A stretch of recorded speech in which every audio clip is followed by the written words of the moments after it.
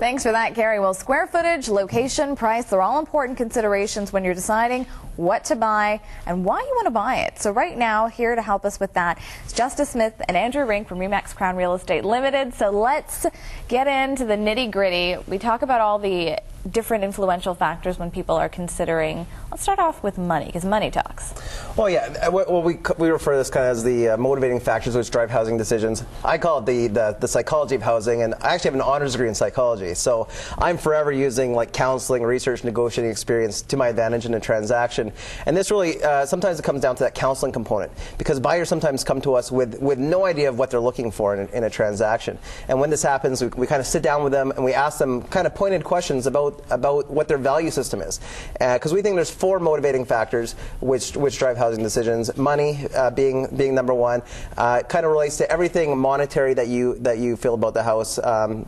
How you view houses as an investment relates to that money factor, and just if you think a housing is going to appreciate, that might drive your purchasing decision. If you think that there's good energy savings for an energy efficient house that might lower your bills, that also relates to money. But it's not always about money. There's 3 other factors which we think are equally important as well. That's right. And to take us through those 3 other factors, Andrew. Right. Social factor is one of them. This is all about other people, and it's in reference to your social activity within your life, your needs and wants within that social activity within your home. And so that would be like, the size of your dining room. If you do a lot of entertaining, another aspect would be for some people maybe just a reading corner within the hood or in your home. The second one is tangible factors.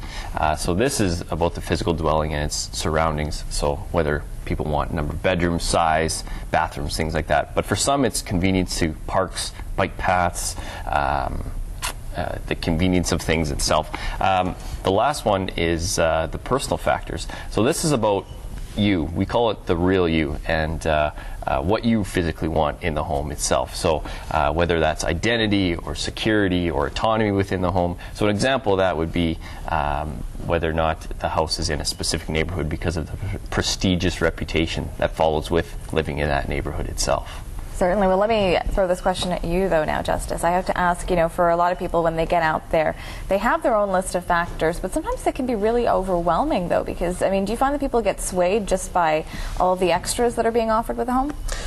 Yeah, it depends where someone's coming from, and there are some incentives that people offer, to drive a purchase, but sometimes it doesn't come down to price.